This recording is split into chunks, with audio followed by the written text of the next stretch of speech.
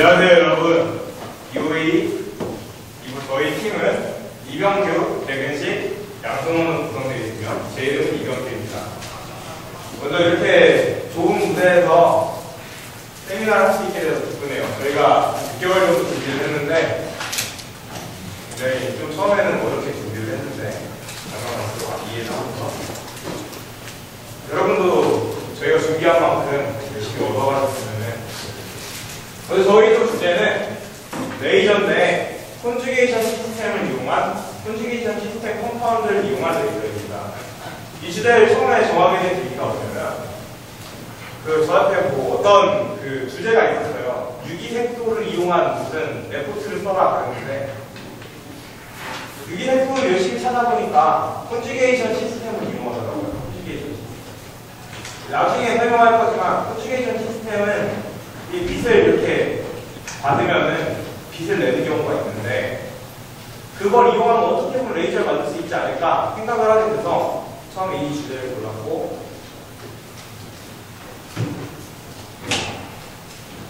자, 내용을 살펴보시면 그래서 제가 6월 19일 날 주제를 선정하고 6월 24일 날 팀을 결성했습니다.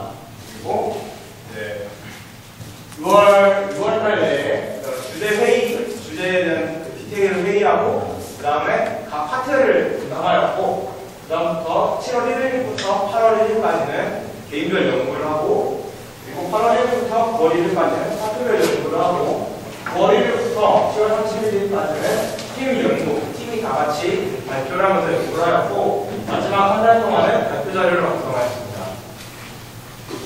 자, 다음 발표자는 양승원입니다. 네, 레이저의 원리에 대해서 보여드리겠습니다. 네, 안녕하세요. 양승원이라고 합니다. 네, 지금부터 제가 레이저의 원리 및 정의에 대해 설명드리겠습니다. 일단 레이저는 Light Amplification by Stimulated Emission of Radiation 약어로 어려울 수 있는데 그냥 한글로 뜻풀이하면 유도 방출에 의한 빛의 증폭을 의미합니다. 여기서 새로 들어올 수 있는 용어가 바로 이 유도 방출이라는 이야기인데 이 이야기에 대해서는 다음 슬라이드에 좀 더 자세히 설명할 거고 결국 레이저라는 것은 이런 유도 방출이란 물리적 현상에 의해서 빛의 증폭을 공학적으로 이용한 어떤 기구라고 할 수 있습니다. 이 레이저를 만들기 위해서 중요한 딱 세 가지 조건이 필요한데요. 첫 번째는 액티브 미디엄, 어떤 활성액이 필요하면 파토레이션 인벌전이라고 어떤 분포 밀도 반전이 필요하면 옵티컬 리턴 메커니즘이라고 과학적 기항기가 필요합니다. 그래서 첫 번째 활성액이가 밀도 분포 반전 어떤 저희가 레이저를 만들기 위한 매질에 대한 조건이고요. 이 과학적 기항기구에 대한 얘기는 레이저를 만들기 위한 기류 설비에 대한 얘기입니다. 일단 저희가 유도 방식에 대해 설명하기 전에 어떤 원자 속 전자가 빛을 받고 빛을 방출하는 과정은 다음과 같이 유도 흡수 과정과 저발 방출 과정으로 알 수 있는데 이 과정은 저희가 어떤 중학교 때부터 알고 있던 과정일 거예요. 또 외부로부터 여유나 상태의 에너지를 받게 되면 그 주기만큼 뒷사이클 스테이트, 어떤 뒤뜬 상태로 올라가게 되고 이 뒤뜬 전자들은 매우 불안정하기 때문에 곧바로 안정한 상태로 내려가서 강제한테 에너지를 내뿜게 됩니다. 이 과정은 모두 다 알고 계실 텐데 만약에 이 뒤뜬 상태의 전자가 오랫동안 머물게 된다면 어떻게 될까요? 이거에 대한 생각을 20세기에 아인슈타인이 하게 되는데 다음과 같이 보면 새로운 어떤 에너지 스테이트를 보여줄 수 있는데 메타스테이블 스테이트라고 중한정 상태라고 어떤 양자학적 분지천의 에너지 주기가 있습니다. 이에 대한 설명은 뒤가 더 자세할 텐데 쉽게 말한다면 뒤뜬 상태에 있는 전자, 즉 불안정한 전자가 높은 에너지 상태에서 오랫동안 머물 수 있게 되는 아주 특이한 에너지 중이라고 생각하시면 되는데요. 이 특이한 에너지 중에 있는 불안정한 전자에 외부로부터의 빛의 쪼임을 입게 되면 그 빛의 전기장이 이 전자의 포스드 오시레이션, 강제 진동을 일으키게 되고 강제 진동을 일으킨 전자는 다시 전기장을 만들어내고 그 전기장이 자기장을 만들어내면서 비정태의 에너지를 만들어내게 됩니다.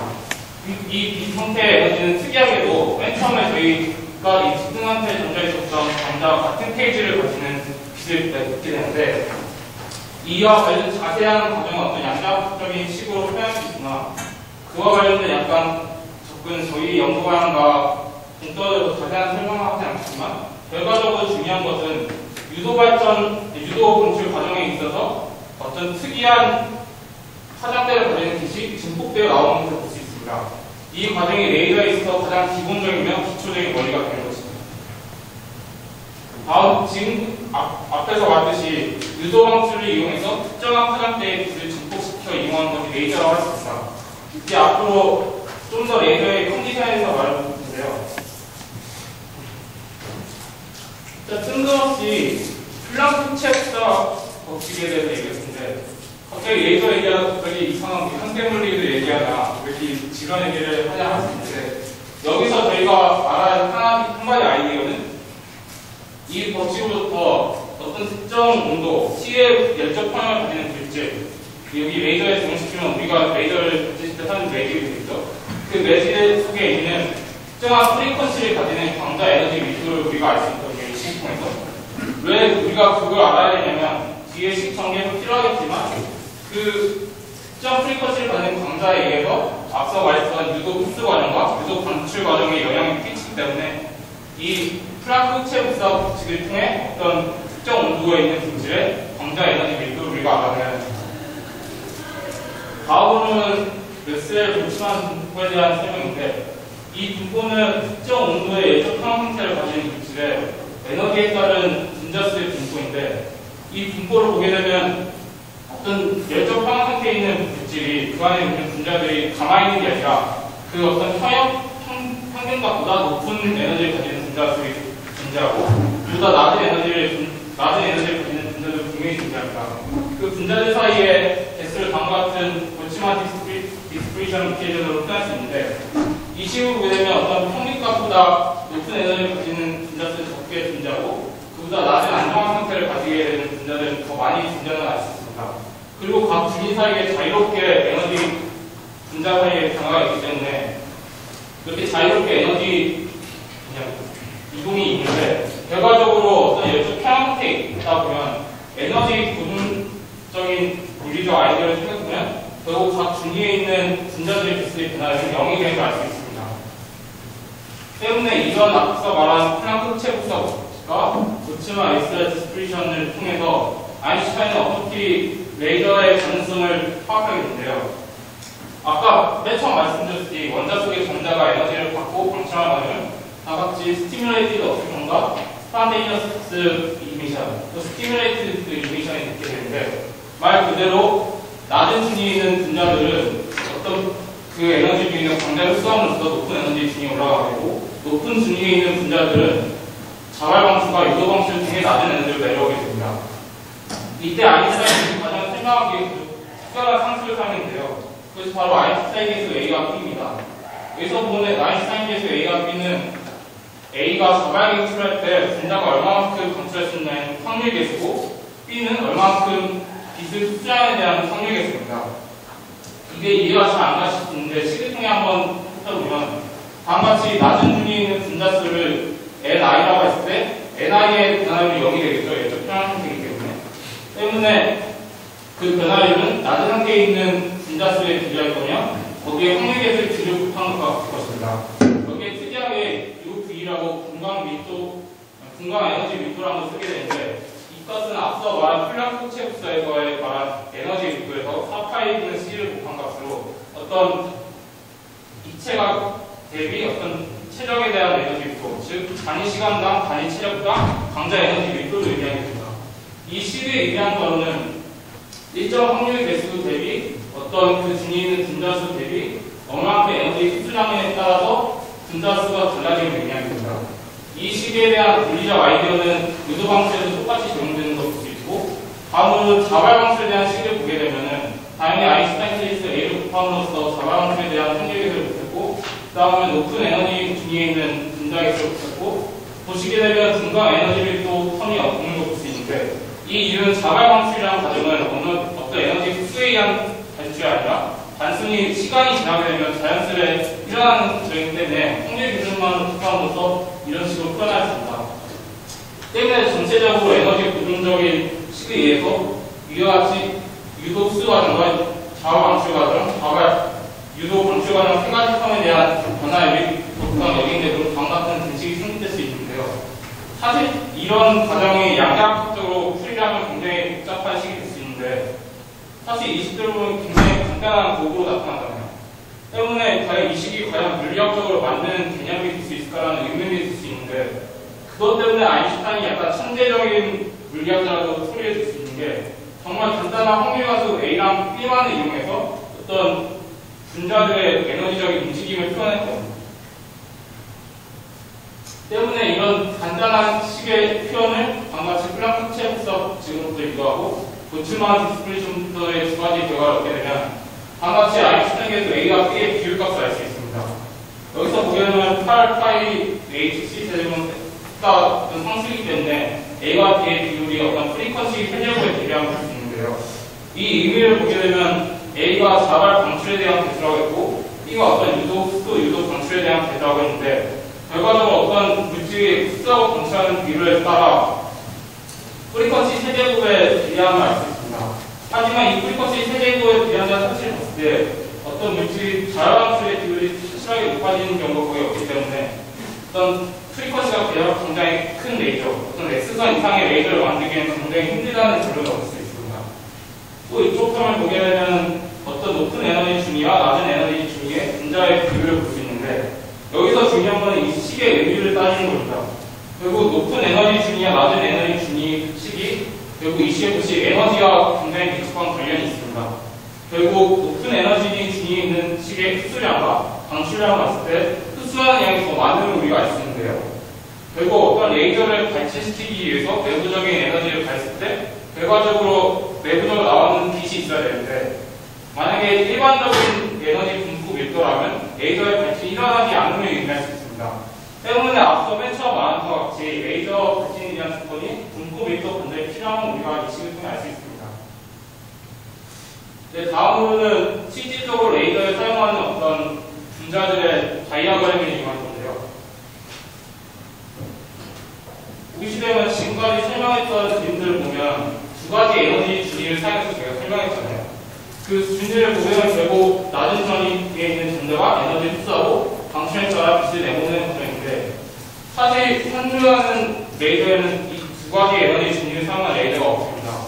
그 이유를 보면 앞서 맨 말한 것 같이 준안정화 상태하는 특별한 에너지 준위를 사용하지 않는 레이저라는 말이 있는 건데요. 준안정화 상태가 되지 않는 거라면 결국 우리가 펌핑해주는 시간은 한계가 있는데 천이하는 시간은 펌핑하는 시간에 대부분 한 1000배 정도 빠릅니다. 그 말은 즉 여기 부품 빗는 전자를 유도 방출하기 위한 기회 조임도 할 별도 없이 바로 천이가 되기 때문에 레이저 발진이 불가능한 형태가 됩니다. 때문에 가장 기본적인 레이저 형태로 3준위를 이용한 레이저를 할 수 있는데 기존의 그 2준위 레이저에 어떤 양자학적인 등지천이 에너지 준위인 준안정화 상태를 추가한 형태로 어떤 레이저가 천이함으로써 짙은 상태로 오래 머무지 못하고 바로 준안정화 상태로 내려가면 이 준안정화 상태로 오래 머무기 때문에 저희가 레이저 볼지는 야기할 수 있습니다. 이에 대한 자세한 식적인 정량적인 역을 보면 오메가를 펌핑 벨로시티가 잡고 파워를 천이 시간이라고 했을 때 이 천이 시간이 아인슈타인 계수의 역수가 되고 알 수 있습니다. 예를 들어서 아인슈타인 계수가 3분의 1이라고 가정했을 때 그 역수가 3이라면 시간에 대한 그림 디퍼런셜을 해보면 결국 3초가 된다고 간단하게 생각할 수 있겠죠. 따라서 결과적으로 에너지 보존 법칙에 의해서 각 준위별로의 변화량이 0이 되어야 되고 게다가 식을 정리해보면 안정화 상태에 있는 분자가 펌핑됨으로써 올라가게 되고 또 높은 에너지 중에 있는 분자가 다시 유도 방식을 위해서 줄어들게 되고 또 높은 에너지 중에 있는 분자가 다시 자화 방출함으로써 준안정 상태로 내려가는 상태가 됩니다. 이런 물리적인 아이디어를 가지고 식을 정리해보면 다음과 같은 방정식 결과를 알 수 있는데요. 실질적으로 레이저에 사용되는 에너지 중위는 이 젤과 이 원 사이의 분자의 개수의 비율을 봤을 때 결국 이 개수가 양수가 돼야지 레이저 빛의 효율성이 양수가 되는 걸 의미합니다. 때문에 식을 살펴보면 나머지 상수자들 다 양수이기 때문에 이 분자 상수만 양수가 되면은 레이저 발진을 야기할 수 있는데 때문에 오메가 즉 펌핑 벨로시티와 자화 방출 시간이 결국 거기 1보다 커야지만 레이저 발진을 시킬 수 있습니다. 이에 대한 어떤 실험적으로 구하는 것이기 때문에 어떤 물질마다 가능한지 안 가능한지는 직접 실험적으로 구해봐야 할 수 있습니다. 그래서 이와 같은 에너지 3중위 레이저의 단점을 구하는 게 4중위 레이저인데 기존의 3중위 레이저에 안정한 상태를 하나 더 추가하는 메커니즘을 사용한 겁니다. 이 메커니즘을 하나 더 추가한다고 해서 결과가 많이 달라질 것 같지 않다고 생각할 수 있는데 신기하게도 실적인 결과를 보게 되면 다음과 같이 표현됩니다. 이때 타우 2는 이 준안정 상태에서 그라운드 상태로 내려올 때 걸리는 시간, 타우 1은 그라운드 상태에서 그라운드 상태로 내려가는 시간인데 말씀드렸듯이 높은 에너지주의에 있는 전자가 내려오는 시간이 굉장히 짧기 때문에 이 타우 1의 시간은 굉장히 작습니다. 때문에 실질적 레이저에 사용되는 타우 2보다 굉장히 작았어요. 때문에 전체통은 0이 되면 전체통이 0보다 큰 걸 알 수 있습니다. 2로부터 우리가 알 수 있는 것은 결국 어떤 일정한 펌핑 벨로시티만 갖게 되면 이 분자의 다이아그램은 밀도 분포 완전에 가지게 되고 그에 따라 레이저 발진할 수 있는 가능성을 가지게 됩니다. 다음은 레이저의 효율성에 대한 얘기인데요. 일단 레이저의 효율성을 따지는 거에는 여러 가지가 있습니다. 일단 매질의 특징적인 부분으로 어프로치하는 게 있고 또 과학적인 기구에서의 어프로치가 있고 또 실질적으로 이 레이저가 발진되는 시간적인 부분을 따지는 게 있는데 간단하게 저희 이 부분은 저희 연구관과 살짝 거리가 있기 때문에 간단히 설명드리면 일단 첫 번째로 과학적 기압력의 길이에 대한 저희가 생각을 해야 되는 게 레이저를 발진시킬 때 저희가 매질을 가지고 무한대로 길이를 기계에서 발진시키면 쉽겠죠. 하지만은 그건 실질적으로 기구를 만드는데 한계가 있기 때문에 저희는 거울을 사용해서 일반적으로 공진기를 만듭니다. 그래서 공진기나 레이저를 발진시키는 기구로서 이 안에 매질을 펌핑시켜주고 그때 레이저를 발진시켜서 유도 발전시켜서 레이저를 발진시키는데 이 공진관을 만듦으로써 이 공진관 크기를 어떤 한계를 주게 되는 건데 보게 되면 양쪽에 거울을 둠으로써 레이저가 앞으로 갔다가 반사돼서 다시 오는 걸 볼 수 있습니다. 이때 레이저 빛이 반사될 때 고정당 반사를 하게 되는데 만약에 이 공진관의 길이가 특정한 조건을 가지지 않는다면 반사할 때 여기 부분에 상쇄가 되겠죠. 때문에 저희가 뭐 기본적인 아이디어로 본다면 결국 이 레이저 파장에 반만큼의 정수배가 이 길이가 돼야지 반사할 때 완전 증폭이 되는 걸 알 수 있겠죠.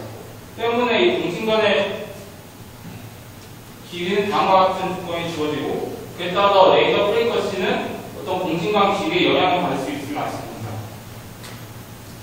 다음은 어떤 매트리얼에 대한 조건인데 실질적으로 저희가 레이저 발진시켜주기 위해 빛을 쬐어주게 되면 그 모든 빛이 유도 방식에 쓰이는 것이 아니라 그 매질 안에 있는 분자들의 운동 에너지로 쓰이고 어떤 열을 옮기는 데도 쓰이고 또 다른 분야로 쓰기 때문에 어떤 손치기에서 알파만큼의 빛의 손치기 생기게 됩니다.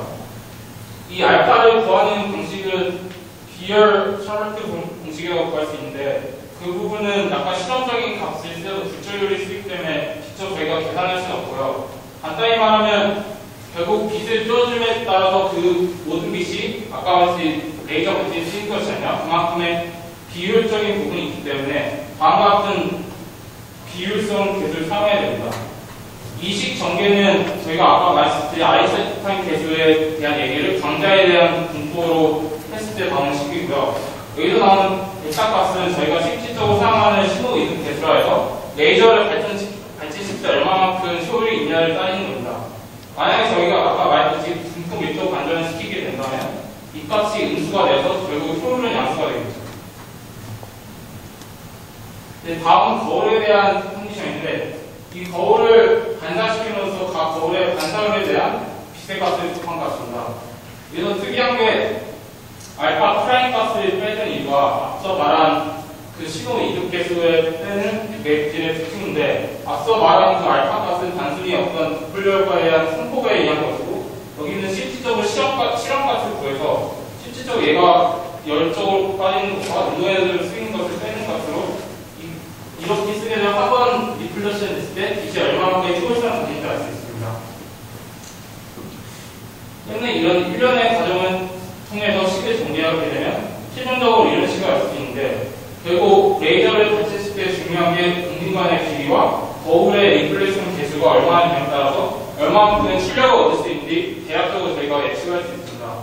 하지만 이 식으로도 부족한 것은 레이저란 건 어떤 특정한 물질을 가지고 사용하기 때문에 오차율을 저희가 정확하게 예측할 수 없다고 할 수 있고, 그에 따라서 어떤 레이저를 정확하게 만들기 위해서는 이 위에도 과학적인 기구가 또 따로 쓰이기 때문에 그에 대한 효율성도 각 물질에 따른 과학적 기하기구에 따른 효율성을 따로 계산해야 됩니다. 때문에 효율성을 계산하는 것은 어떻게 보면 정말 실험적인 값을 통해서 레이저의 효율을 직접 구하는 수가 가장 빨라질 수 있습니다. 근데 아까 말씀드린 레이저 길이에 대한 폭을 좀 생각해보면, 그리고 다음과 같이 레이저 프리커시가 어떤 특정한 정수 배만큼 나타나기 때문에 레이저 출력값을 보면 피크로 나타날 수밖에 없습니다. 하지만 생각해보면 저희가 지금까지 공식적으로나 어떤 시적으로 다뤘을 때 어떤 물질이 에너지를 받고 방출하는 게 어떤 특정한 에너지 차이라고 생각했었는데, 실질적으로는 어떤 물질이 길도 흡수하는 것은 어떤 피크값이 아니라 어떤 선폭을 가진 에너지를 흡수하게 됩니다. 이 이유는 폴로 효과에 의한 선폭 확장인데, 그 선폭 확장은 어떤 물질의 몰농도와 어떤 온도에 기대하게 되며, 그에 따라서 출력값이 이런 선폭에 따라서 피크값이 나누게 됩니다. 따라서 저희가 오해하기 쉬운 레이저가 어떤 단색성이라는 오해를 하기 쉬운데, 그 단색성이라고 보는 게 어떤 가장 센 피크 때문에 어떤 한 가지 색깔을 가진다고 했는데, 실질적으로 레이저 출력되는 것들은 어떤 가장 센 피크가 있고 여분의 다른 피크도 존재하는 우리가 알 수 있습니다.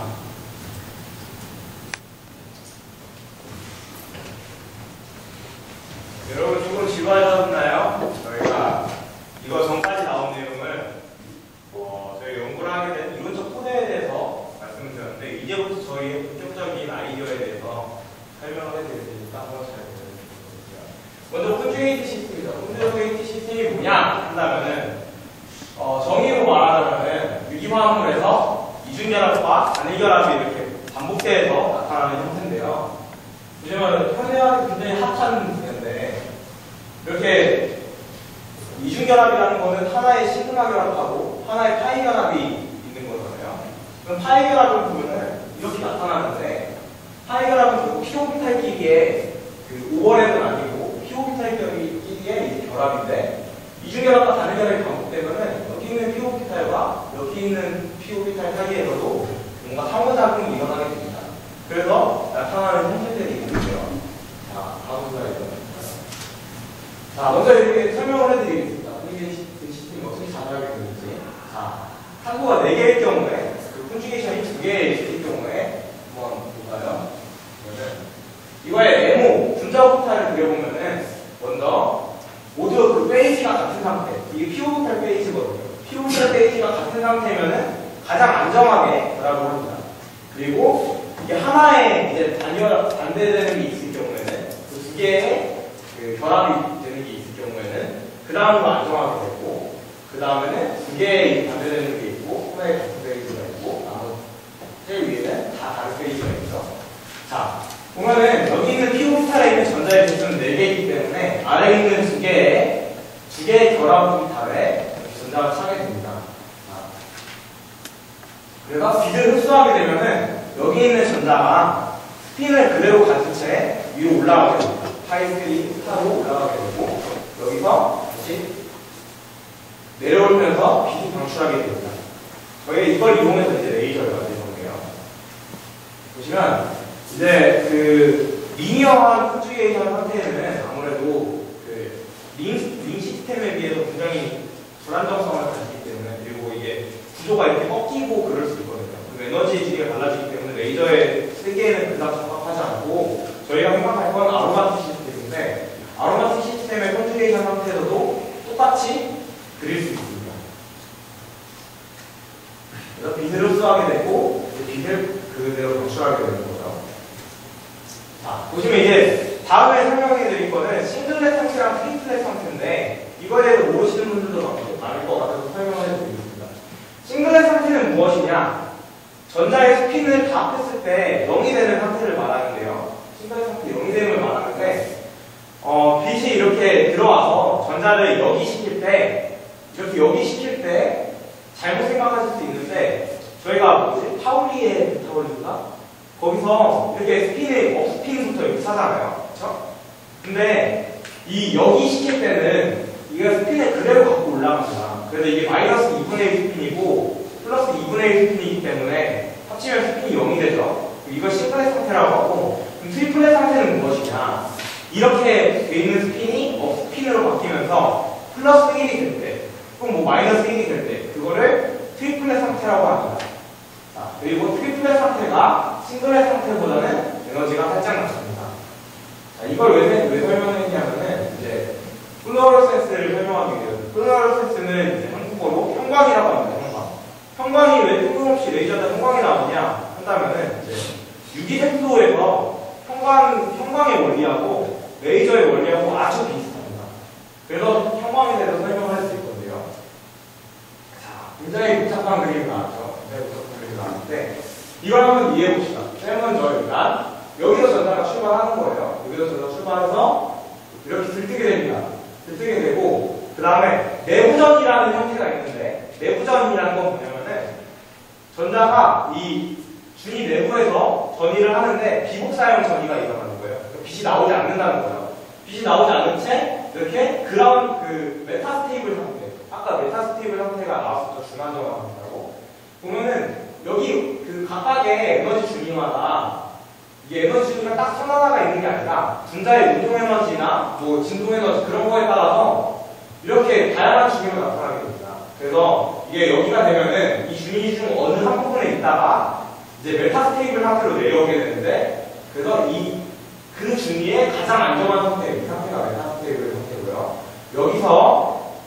여기서 다시 그라운드 상태로 내려오면서 빛이 나오는 게 형광입니다. 아까 말씀드렸던 거랑 비슷하죠. 메타스테이블 상태에서 내려오면서 레이저가 발산한다. 형광도 똑같이 그렇게 되는 거죠. 자, 그럼 아까 왜 트리플렛 상태 그런 걸 왜 설명했느냐? 바로 이 유기색소에서 이제 레이저를 방해하는 요소들이 있습니다. 그걸 한번 살펴볼까요? 그러면은 빛이 먼저 이렇게 여기가 되고 그 다음에 내부 복사가 되는 것까지 똑같은데 여기서 이렇게 100% 이렇게 내려오면 좋겠지만 그게 아니라 이렇게 이 상태는 싱글렛 상태거든요. 지금 아까 싱글렛 상태가 뭔지 말했었죠?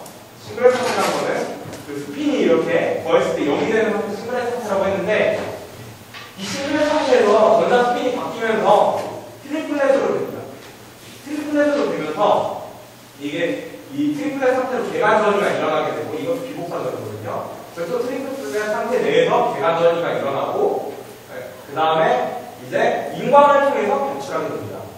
근데 이 원리는 아까 말했던 그 레이저의 원리랑 살짝 다르죠. 살짝 다르기 때문에 이 인광 형태로 나오는 빛은 우리가 레이저로 사용할 수가 없어요. 그리고 레이저에 대한 기본 원리가 뭐냐면은 이거는 연구를 좀 해봐야 되겠지만 인광은 스핀이 업스핀이었다가 내려오면서 다운스핀으로 되면서 빛을 발하게 되죠. 근데 이 빛이 또 다른 원자를 진폭을 시켜줘야 되는데 여기서는 이 다운스핀 그대로 올라가는 전이가 일어난단 말이에요. 그렇기 때문에 빛의 어떻게 보면 빛의 방향성이 잘 안 맞아서 다른 거를 혹시 여기시키지 못하지 않을까 생각을 해요. 그리고 또 보면은 그 다음에 이제 설명해야 될 거는 그 에너지 다이어그램을 제가 설명해 드리거든요. 뭐 이건 앞에서 설명했던 거랑 굉장히 비슷하지만 시적으로 시기 좀 지루하지만 시적으로 마지막으로 설명을 해드리기 위해서 설명해 드릴 건데 자 여기는 타우가 이건 시간에 대한 개념이죠. 그리고 카파 값은 그 싱글렛 상태랑 트리플렛 상태로 가는 그 비율입니다. 그러면 이제 저희가 아까 레이저에 대한 그걸 설명하기 위해서 설명을 해드릴 텐데 기본적인 아이디어는 뭐냐? 기본 이식들이 뭔지는 모르지만 일단 기본적인 아이디어는 뭐냐면은 아까 뭐 맥스웰 디스트리뷰션이 있었죠. 그게 뭐냐면은 개 내에서 그 개에 있는 숫자는 보존된다를 이용하는 거예요. 그러니까 여기 0이죠. 이 N이란 건 뭐냐면은 그 개에 있는 분자의 숫자예요. 이 개에 있는 숫자인데 이거는 N1 상태에 있는 숫자 그리고 N0 상태에 있는 숫자 이렇게 표현을 한 거고 그래서 이게 계간전이 이게 전자의 그 이동 같은 거를 다 이렇게 보존된다고 쓴 다음에 이거를 연립해서 식이 하나 나오게 되는데요. 연립해서 이런 식이 나오게 됩니다. 근데 아까 기본 아이디어는 그거 보존이라고 했죠. 그러면은 우리가 결국 얻어야 되는 결론 값은 뭐냐 하면은 그 낮은 에너지 상태보다 더 많은 분자가 있으면은 그게 바로 이제 그 밀도 반전이라는 거예요. 그러니까 여기서 여기로 떨어질 게 굉장히 많아진다는 거죠. 그걸 알아보는 거예요. 그래서 M2가 더 높죠, M1보다. 이게 양수값이 되면은 결국 레이저가 될 수 있는 가능성이 있다 이겁니다. 근데 보자면은 여기 있는 것들은 다 양수죠, 지금. 뭐 시간 현상수가, 뭐 비율가, 뭐 그런 것 때문에 다 양수입니다. 그럼 결국 여기 있는 이 빼기만 이제 이 빼기 부분만 양수면 되는데 잠깐 위로 가볼까요? 하나 더 올라가면은 하나 더.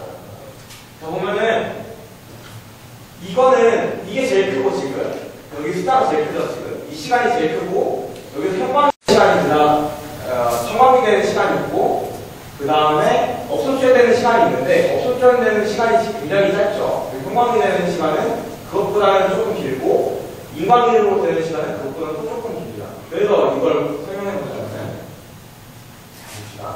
타우 프라임은 이거죠. 이게 뭐라고 그랬죠? 아까? 인광이라고 그랬죠? 이거. 인광 시간이고 10이 이겁니다. 개간점이는 인광 시간보다 엄청나게 짧아요. 그렇기 때문에 결국은 타우 프라임이 항상 타우 1분보다 큽니다. 그래서 이 값은 항상 양수가 될 걸 알 수 있어요. 하준이 세토레이저에서 상당히 양수가 될 걸 알 수 있어요. 자, 그러면은 우리가 왜 이 콘주게이트 시스템으로 하필 레이저를 만드냐? 콘주게이트 시스템 그냥 레이저를 만들면 되잖아요. 무기 레이저라든지 흰색 내용 레이저라든지 근데 레이저가 많은데 왜 하필 그 유기색소로 레이저를 만드냐 한다면은 유기색소는 분자의 그 변형을 늘릴 수가 있죠. 콘주게이션 렌스를 늘린다든지 어떤 작용기를 붙인다든지 그런 식으로 우리가 그 특정 파장대를 우리가 원하는 파장대를 만들 수가 있어요. 그럼 이제 그 만드는 방법에 대해서 알아볼 거예요. 앞에서 이제 유기색소가 레이저가 충분히 될 수 있음을 설명해 드렸고 이제 바꾸는 방법에 대해서 알려드리겠습니다. 자 보시면은 아까 우리가 콘주게이션 시스템을 이용한다고 했죠. 콘주게이션 시스템을 이용하면 어떻게 되느냐? 콘주게이션 랭스가 길어지면 길어졌어요. 콘주게이션 랭스라는 거는 콘주게이션 돼 있는 그 탐보의 숫자가 길면 길수록 랭스가 긴 거예요. 그럼 길면 어떻게 되느냐? 이 파이하고 파이 스타 아까 여기서 이렇게 전자가 나고 여기 된다고 했죠. 이 간격이 점점 줄어드는 거예요. 렌스가 길어지면 길어질수록 점점 줄어든다는 거예요. 이 간격이 결국 에너지죠. 에너지가 줄어들면은 빛의 파장은 어떻게 되나요? 길어지죠. 그러니까 콘주게이션 렌스를 길게 하면 길게 할수록 우리가 긴 파장의 빛을 얻을 수 있다. 레이저를 만들었을 때 긴 파장의 빛을 받을 수 있다. 그겁니다. 그래서 실제로 이제 재보니까 이거는 뭐 레이저 파장은 아니고 흡수 파장을 말하는 건데 흡수해서 그 에너지만큼을 이제 다시 내놓는 거니까 똑같진 않지만 그 에너지만큼 다시 내놓는 거니까 설명을 해드리자면은 보면은 흡수 파장이 계속 콘주게이션 렌스가 이 개수가 길어지면 길어질수록 흡수 파장은 길어지면 알 수 있습니다. 그러니까 에너지는 낮아진다는 거죠. 흡수 파장을 유지할 수 있다는 거죠. 그래서 이제 레이저가 될 만한 애들을 찾아왔어요. 레이저라는 건 결국 비저블 라이트예요. 비저블 라이트. 근데 콘주게이션 렌스가 너무 짧으면 어떻게 되겠어요? 너무 짧으면은 눈에 안 보이겠죠? 왜냐면 진동수가 굉장히 높으니까. 그래서 콘주게이션 렌스를 점점 길게 했을 때 어떻게 되냐는 건데 그래서 털페니를 저희가 주말에 털페니에 대해서 들어갈 건데 털페니는 뭐냐면은 털페니가 3개가 붙어있는데 파라 포지션으로 지금 붙어있죠. 오르고 메타 파라 해갖고 파라 포지션으로 붙어있는 건데 자, 털페니를 때 3400 옹스트롱에서 이게 FL이 뭐냐면은 그 플루어레센스의 형광값이에요. 형광값. 그 형광값이 3400에서 나오면 알 수 있어요. 그리고 빅스가 3만 6천에서 1800 나오면 알 수 있는데 여기서 페니를 하나 더 붙여보면은 파라 퍼플 페니이 되면은 3400에서 3700으로 옮겨가게 됩니다. 3400에서 3700으로 옮겨가게 그래서 우리가 이렇게 콘주게이션 렌스를 길게 해줌으로써 형광값을 늘려주고 형광에 대한 파장값을 늘려주고 그래서 그런 걸로 이제 우리가 원하는 파장대를 찾을 수 있다는 거예요. 우리가 3500 옹스트롱이 필요하다, 3600 옹스트롱이 필요하다 그런 걸 이제 다 조절을 통해서 할 수 있다는 거죠.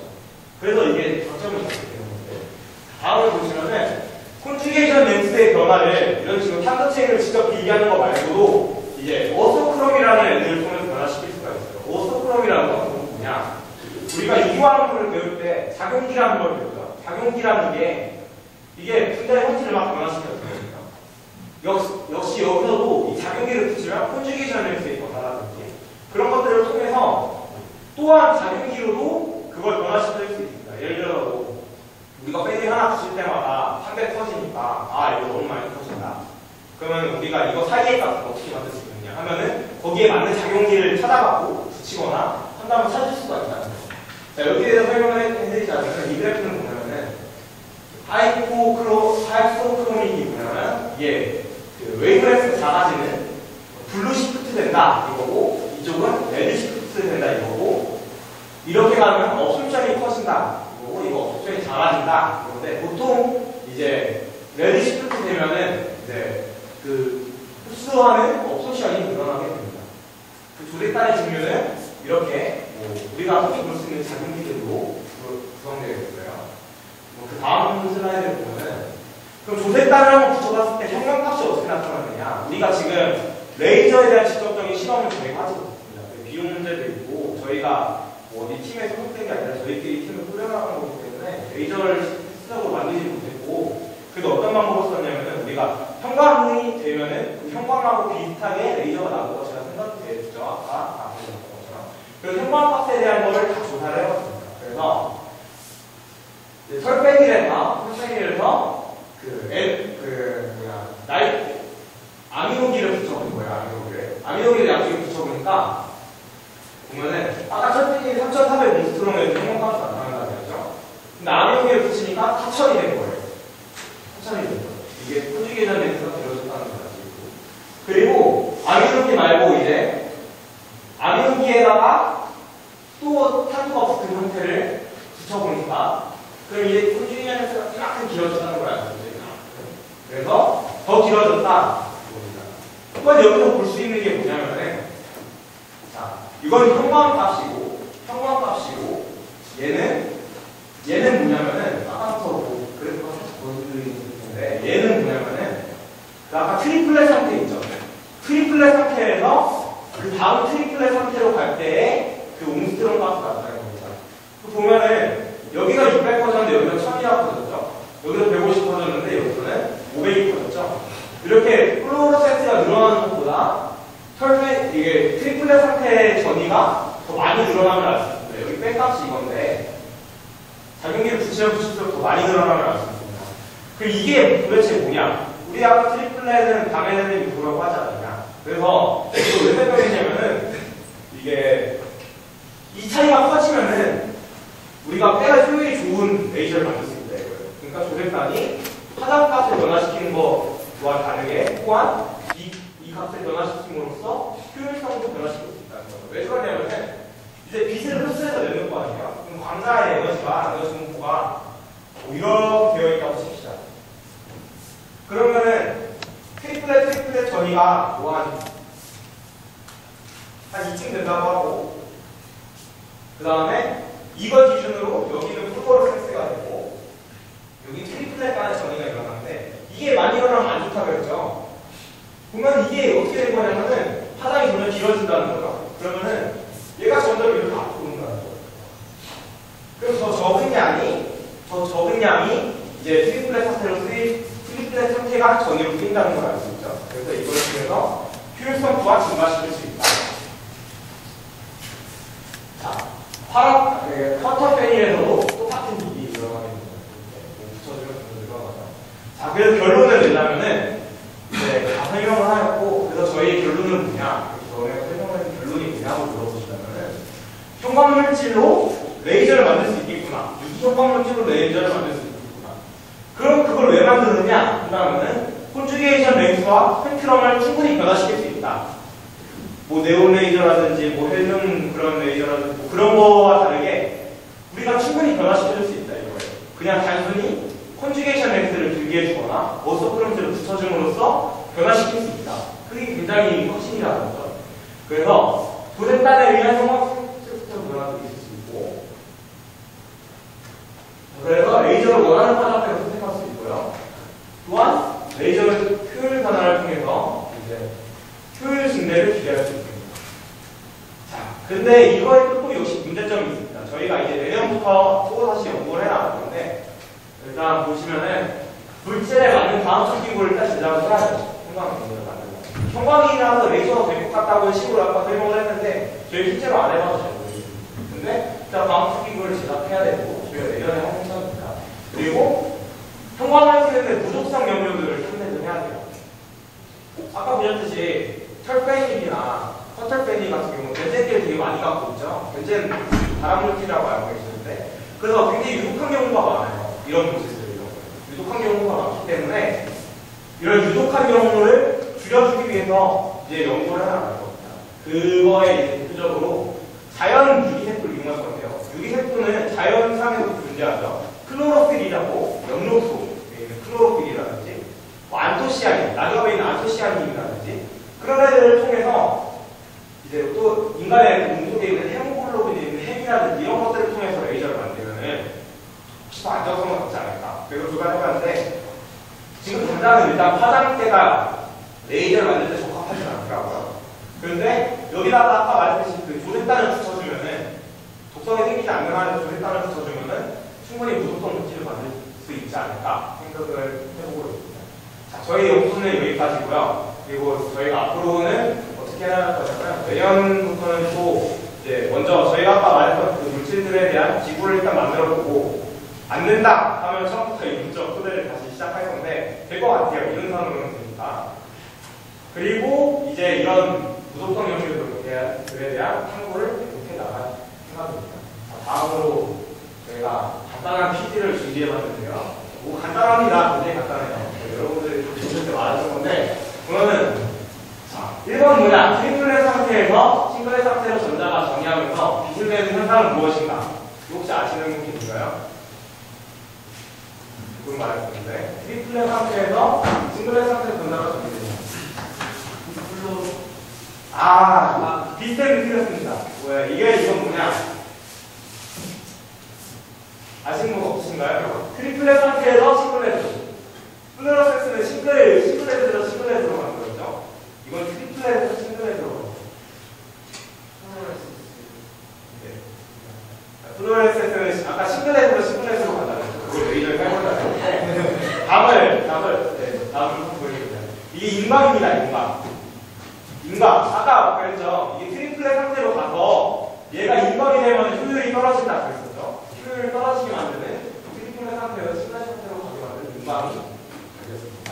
자, 그 다음 문제가 너무 어렵다 해서 나는 간단하다고 준비를 했는데 자, 유기세포에 첨가되어서 레드시프트 파장을 길게 만들거나 블루시프트 파장을 짧게 만드는 자기기들을 무엇이라고 부릅니까? 혹시 이거 조색단 맞습니다. 조색단. 간단하네요. 어서클 문제 조색단입니다. 자, 그 다음 한 문제만 더 해봅시다. 자, 전자가 연기된 후 내부전지를 통해서 잠시 안정화한 상태가 되는데 이 상태를 무엇이라 합니까? 레이저를 만들 수 있는 기분이라고 했죠? 네. 이 상태를 무엇이라 합니까? 네, 메타스테이블. 누가 맞추셨죠? 네, 메타스테이블. 자, 저희 발표는 여기까지였습니다.